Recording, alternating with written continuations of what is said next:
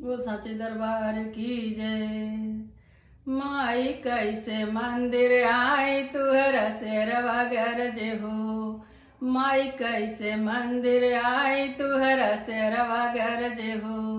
तुहरा शेरवा गरजे हो। तुहरा शेरवा गरजे हो। माई कैसे मंदिर आई तुहरा शेरवा गरजे हो। देवी कैसे मंदिर आई तुहरा शेरवा गरजे हो। माई के मांगे बेदिया भल सो है। सिंदूरा कैसे माई लगाई तुहरा शेरवा गरजे हो।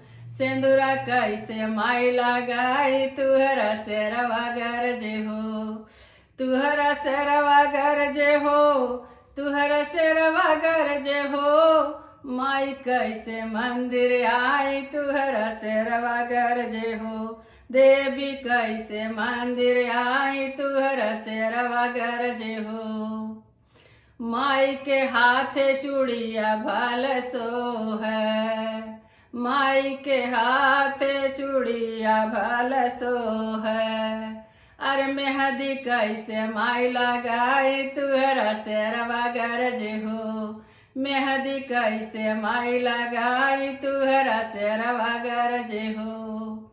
माई कैसे मंदिर आई तुहरा शेरवा गरजे हो। तुहरा शेरवा गरजे हो।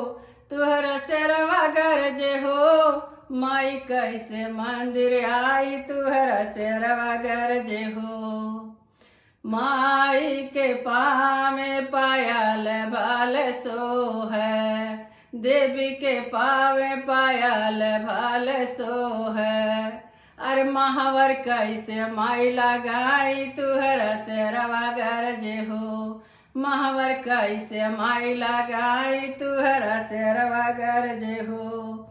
माई कैसे मंदिर आई तुहरा शेरवा गरजे हो। तुहरा शेरवा गरजे हो। हमरे डरिया लागे हो। माई कैसे मंदिर आई तुहरा शेरवा गरजे हो। देवी कैसे मंदिर आई तुहरा शेरवा गरजे हो। माई के आंगे लहंगा भल सो है। माई के आंगे लहंगा भल सो है। चुनरी कैसे माई ओढ़ाई तुहरा शेरवा गरजे हो। चुनरी कैसे माई ओढ़ाई तुहरा शेरवा गरजे हो। तुहरा शेरवा गरजे हो। तुहरा शेरवा गरजे हो। माई कैसे मंदिर आई तुहरा शेरवा गरजे हो।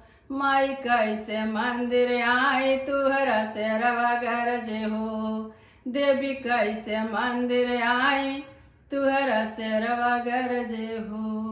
मैया भवानी की जय।